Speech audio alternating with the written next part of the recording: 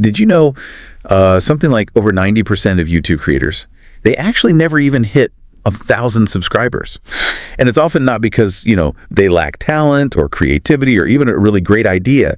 It's simpler than that. They're just missing the blueprint. They don't know the formula, the secrets behind real growth. But today, for you listening, that changes. That's absolutely right. In this deep dive, we're kind of pulling back the curtain.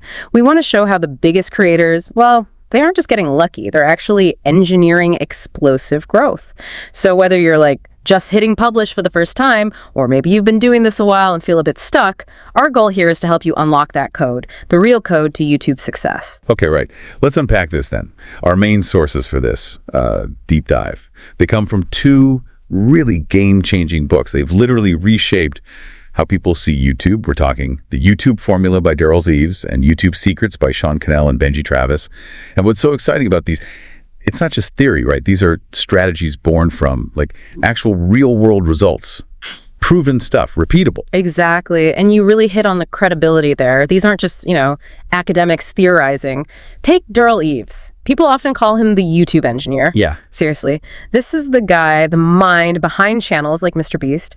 He's helped videos get over, wait for it, 90 billion views. His insights, they're deep, almost technical. He understands the platform's mechanics inside out. Mm-hmm. And then you've got Cannell and Benji Travis. They're the founders of Think Media. Mm-hmm. And they didn't just, talk the talk. They actually built a multi-7-figure business just by helping creators, helping them start, helping them scale their channels. Their whole approach is super practical, actionable abuse you can use, like tomorrow. And what's really fascinating, and what we'll get into today, is how both sets of authors, they come at it from slightly different angles, maybe, but they end up reaching really similar, powerful conclusions about what actually works, what moves the needle on YouTube.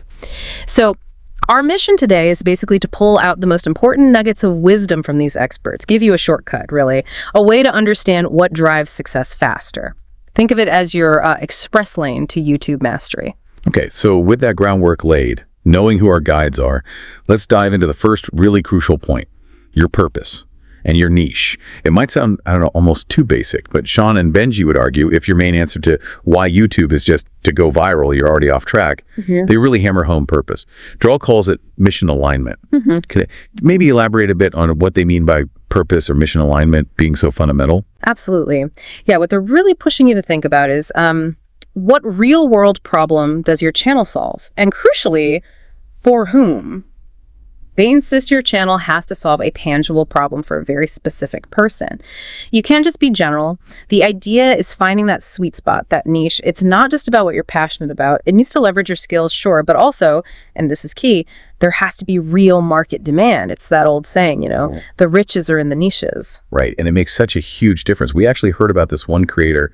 She went from 200 subscribers to 20,000 in just 90 days. Yeah. And the change. She stopped doing general cooking videos and switched to 5-minute vegan meals for busy moms.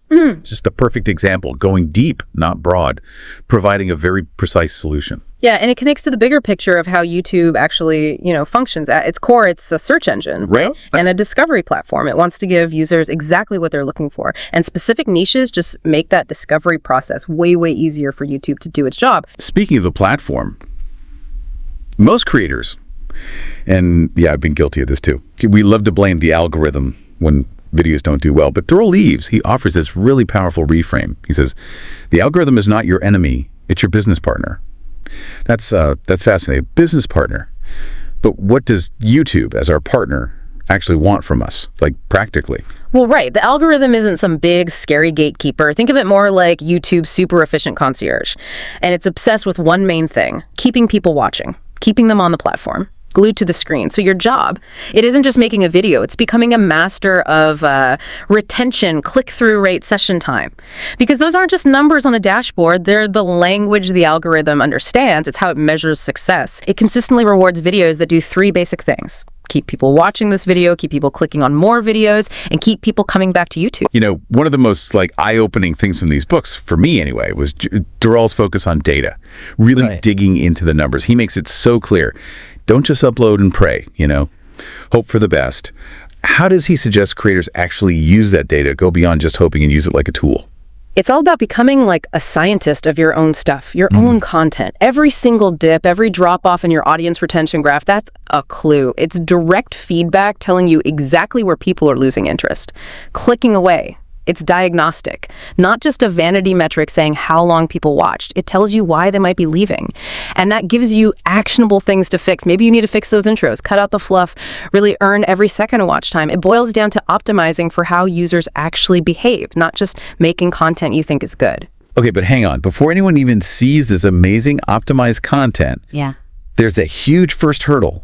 Getting them to actually click. Sean Cannell calls your title and thumbnail the packaging of your product. And it's so true. If nobody clicks, nobody watches. So what do the authors recommend? How do you make that packaging, irresistible? Right. Crucial step. They really emphasize using things like curiosity or tension, or maybe showing bold results right there in your title. Think about the difference. My daily vlog, #3, versus something like, I lived on $3 a day for a week, here's what happened. See? One is just generic wallpaper. The other, it sparks immediate, burning curiosity. You have to know. And that immediate hook, it needs to extend right into the first 5 seconds of the actual video, too. You've got to grab attention instantly, maybe ask a bold question, drop a really unexpected fact, or start right in the middle of some drama. You absolutely nailed it. Think about it, right? The viewer's thumb is just scrolling on their phone until something genuinely grabs their attention. Your hook, your title, your thumbnail. They're like your first, second, and third line of defense against just being scrolled past. Oblivion. Exactly. And once you've got them hooked, the actual structure of your video becomes super important. Derral Eves breaks this down brilliantly. He talks about 4 essential building blocks for most videos: hook, build, deliver, and CTA, the call to action. It's a very intentional framework, not just random rambling. Yeah, so you hook them fast. Then you build that curiosity or interest throughout the video. You deliver massive value, whatever your topic is, and then always end with a clear call to action. Tell them what to do next. Successful YouTubers, they aren't just uploading stuff, they're like architects. They structure every single second. You could even show the amazing result at the very beginning, then rewind and show how you got there, or tease something cool that's coming up later in the video. Create these little micro retention loops. Keep them watching. You want viewers to feel like they just can't skip a second. And this brings up a really crucial shift in mindset that actually both books emphasize. Are you thinking like a creative just making art? Or are you thinking like a business owner? Sean and Benji are super clear on this. You're not just a creator, you're a business. So how do they suggest creators actually start applying that business mindset? Well, they say you need to define your VAS. That stands for your vision, your audience, and your strategy. What do you actually stand for? Who exactly are you trying to reach? What's your long-term plan here? Think media, their own company. They started with just like a borrowed camera. Now they generate millions. How? Not by chasing every single trend, but by building deep brand trust with their audience, consistently showing up. Yeah, that long-term view connects perfectly to the idea of consistency and having systems in place. Talent, honestly, it's often overrated in this game. The real YouTube superpower, according to these experts, is just showing up. Again and again. Consistency, not those random viral hits, that's the bedrock. That's what builds long-term sustainable growth. It turns small, steady efforts into this unstoppable compound effect over time. So many talented creators quit eventually, but the consistent ones, they build systems that keep them going. Couldn't agree more. And it's kind of liberating when you think about it that way. You can batch record your videos, film a bunch at once. Plan out your content calendar way in advance. Use editing templates to speed things up. Derral even suggests creating content series so your viewers know what to expect, they know what's coming next, and they keep coming back for it. Sean, on the other hand, he recommends the 1-1-1 rule. Focus on one main topic, on one primary platform, for one full year. Give yourself 12 solid months of focused effort before you even start judging your progress. That kind of discipline is absolutely key. Right. And once you started building that audience, putting in that consistent work, monetization becomes, a natural next step. But YouTube ads, they're really just the tip of the iceberg, just the beginning. The real money for most successful creators, it comes from multiple streams. You have to diversify your income. Totally. Think about it. Affiliate marketing, sponsorships, maybe online courses or memberships, selling books, consulting. It can all start from that one video. Sean Cannell shared a story where he made over $2,000 from just one gear review video, purely through affiliate links. People clicking his links to buy the product. Derral's helped creators launch entire merchandise lines based on their channel's brand and content. The model is basically like a funnel, right? You give away free value, build trust, and then eventually you can present an offer. And crucially, they both say, always build your email list. That's your direct line, your connection to your most dedicated fans. You own that list. Building on that idea of trust and that direct connection, you're not just building a following on YouTube, you're building a family, really, a community. And that means you have to actively engage with them, talk with them, not just at them. Exactly. Reply to comments.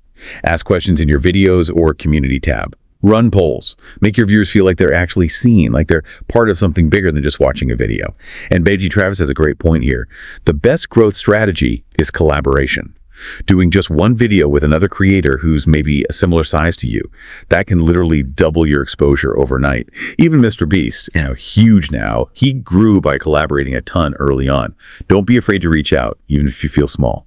Offer clear value, be professional about it, make it really easy for them to say yes. Okay, so all this creative work, all this strategy, planning, it all needs to be grounded in, well, the data. We touched on it earlier, but it's worth repeating. Like the saying goes, if you don't measure it, you can't improve it. Yeah.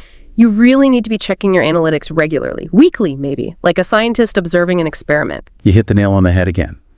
You absolutely need to dive into those numbers. Your click-through rate, CTR, what percentage of people click when they see your thumbnail, your audience retention, where are people dropping off, average view duration, how many subscribers did you gain from this specific video, which videos brought in the most growth, which ones totally bombed, and most importantly, why? Try to figure out the why. You can use tools, things like TubeBuddy or vidIQ, to A/B test different thumbnails. See what actually gets more clicks. Derral uses clients. They make big decisions based on spreadsheets and hard data, not just, gut feelings about what looks cool. That scientific approach, that's really what separates the channels that grow fast from the ones that just stay stuck. And ultimately, what's the point of all this? All the effort, the strategy, the data diving. Both authors, interestingly, they converge on this really powerful, almost spiritual idea, you could say. It's about aiming for impact over just mere influence or big numbers. Derral says something profound. YouTube is the greatest opportunity to change the world one video at a time. Wow. Yeah. And Sean reminds us, numbers fade, impact lasts. So use your voice, use your platform to teach something valuable, to uplift someone, to inspire. You honestly never know who out there needs to hear your specific message today. Think about someone like Jay Shetty. He started recording videos in basically a bedroom, right? And now his messages reach millions globally. That sense of purpose, it fuels the consistency we talked about. And that purpose is what ultimately multiplies your reach way beyond just view counts. So maybe let's quickly recap the essential lessons here for your YouTube journey, the big takeaways. Okay, first, absolutely niche down. You'd send out, don't try to please everyone, go deep, solve a specific problem for a specific audience. Second, craft those titles and thumbnails like they are click magnets. Seriously, they're the packaging for your content, your gateway. Get them right. Third, structure your videos intentionally. Strong hook right at the start, deliver clear value, build interest, and always have a clear call to action at the end. Guide your viewer. Fourth, think in terms of building systems, not just making individual videos. Systems create sustainability. Remember, consistency, driven by a smart system, usually beats raw talent over time. Fifth, you've got to treat YouTube like a business. Define your VAS, your vision, your audience, your strategy. Know where you're going. Sixth, study your analytics like a scientist would. Data is your partner. It tells you honestly what's working and what's falling flat. Listen to it. And finally, maybe the most important one. Remember, the ultimate focus should be on impact, not just influence or chasing numbers. The views, the subscriber counts, they can go up and down, but the lasting impact you have. Teaching, uplifting, inspiring through your content. That's what truly endures. That's what multiplies your reach in meaningful ways. So maybe the final thought to leave you with is this. Consider how your unique voice, your perspective, your skills, how can they change the world, even in a small way, one video at a time? When your content is fueled by that deeper purpose, well, that purpose drives your consistency, and consistency drives your growth. It's a really powerful cycle. It can transform not just your channel, but maybe even the lives of the people you reach.